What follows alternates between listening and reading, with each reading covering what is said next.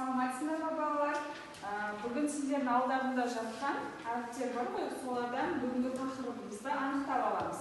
Кәне бәріміз бірігіп, тақырыпты шығарып алайық, құрастырып әріптермен, жарайды ма? Кімде қандай әріп бар екенін қарап? Шыға ғой.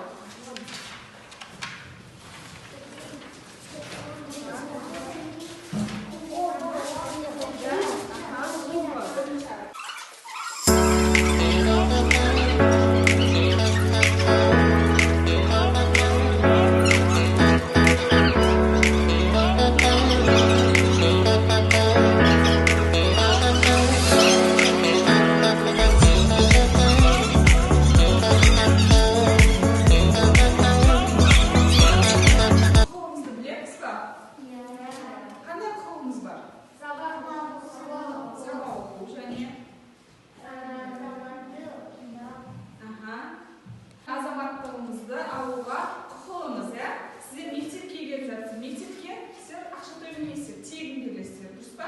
Мемлекет сіздерге тегін білім береді. Соған сіздер оған да құқылысыздар. Бір жерлеріңіз ауырса, дәрігерге барасыздар, дұрыс па? Ол жаққа баруға да сіздердің бір жеріңіз ауырса, көрінуге құқығыңыз бар.